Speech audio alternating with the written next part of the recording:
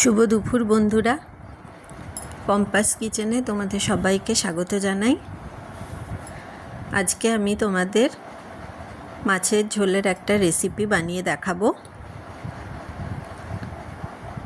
এই রেসিপিটাতে রুই কাতলা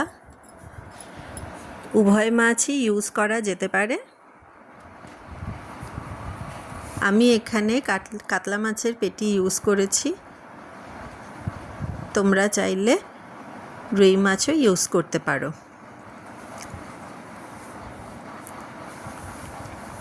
প্রথমে আমি কাতলা মাছের পেটিগুলোকে খুব ভালোভাবে ধুয়ে নুন হলুদ মাখিয়ে রেখেছিলাম।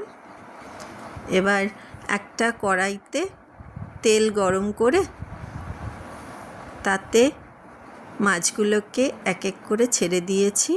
মাছগুলো ছেড়ে খুব ভালো করে ভাজতে হবে, একটু লাল লাল করে ভেজে নিতে হবে। মাছগুলো ভালো করে ভাজলে তাহলে ঝোলে দেওয়ার সময় মাছগুলো ভেঙে যায় না। তাই দেখো, আমিও মাছগুলোকে খুব সুন্দর করে কড়াভাবে ভেজে নিচ্ছি।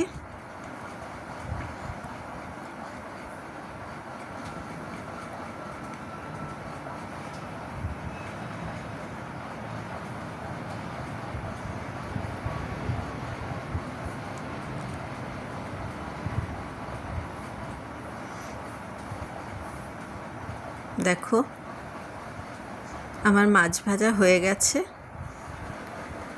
এবার মাছগুলোকে আমি এক এক করে একটা প্লেটে তুলে নেব। মাছগুলো আমি তুলে নিচ্ছি। দেখো, এবার ওই মাছ ভাজার তেলেই খানিকটা জিরে ফোড়ন দেব। জিরে মানে সাদা জিরে ফোড়ন দিলাম। দেওয়ার পর আগের থেকে কেটে রাখা আলু ভালো করে ধুয়ে আমি ওই তেলেই ছেড়ে দিয়েছি। এই মাছের ঝোলে আলু দিলে বেশি ভালো লাগে খেতে। দেখো, আমি আলুগুলোকেও খুব ভালো করে ভেজে নিচ্ছি।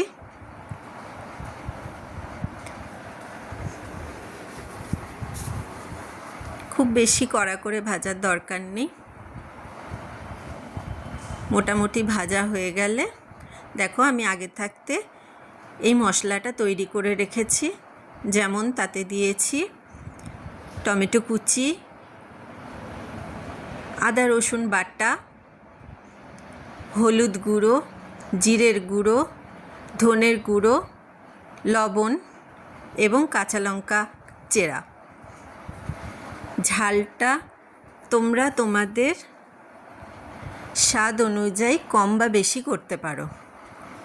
আমি এখানে কাঁচা লঙ্কার পরিমাণটা একটু বেশি রেখেছি। ঘরে ছোট বাচ্চা থাকলে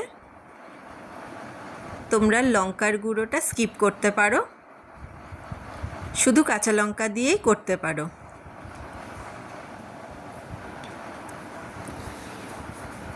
তাতে স্বাদের কোনো হেরফের হবে না।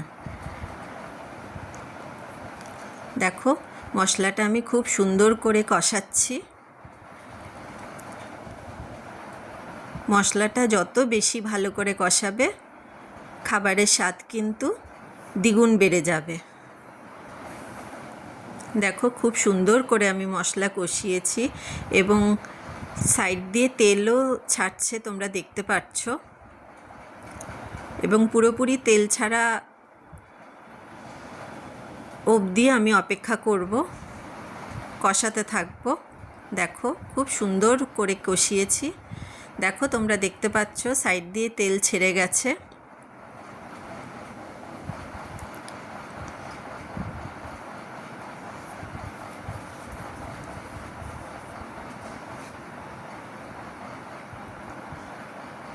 এবার আমি তাতে জল ঢেলে দেব।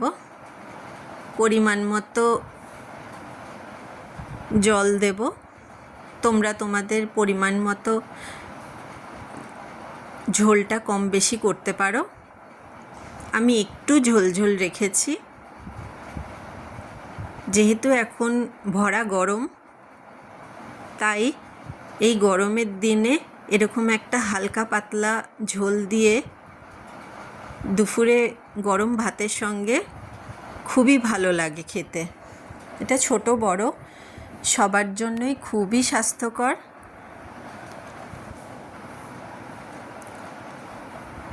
দেখো ঝোলটা ফুটে উঠেছে।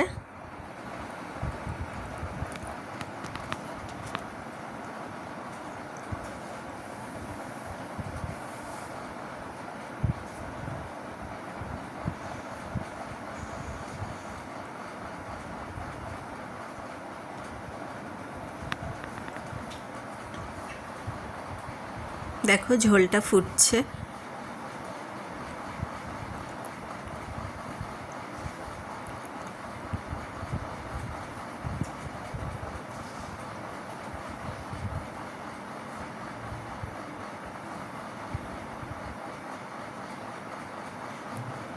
এবার আমি এক এক করে মাছগুলো ঝোলের মধ্যে ছেড়ে দেব।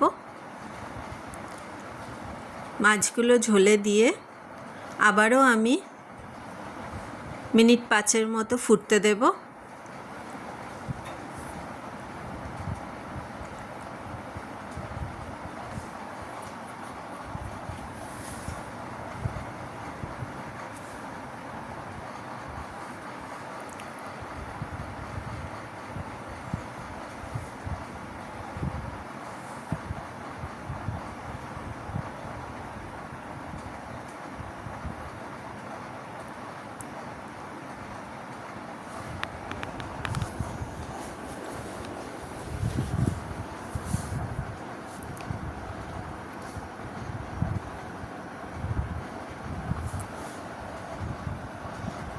এবার এই ঝোলের উপরেই আগের থেকে কুচিয়ে রাখা ধনেপাতা আমি এর উপরে ছড়িয়ে দেব। এতে ঝোলের গন্ধ এবং স্বাদও খুব ভালো আসে। আশা করি আমার এই রেসিপিটা তোমাদের ভালো লেগেছে। তোমরা বাড়িতে অবশ্যই এটা একবার বানিয়ে দেখো। গরমের জন্য খুবই ভালো একটা রেসিপি।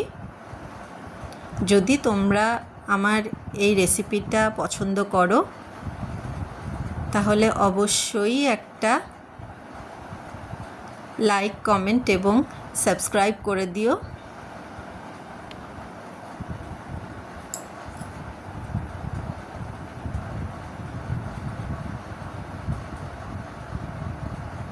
পরবর্তী ভিডিও আসার আগে অবধি তোমরা সবাই খুব ভালো থেকো, সুস্থ থেকো।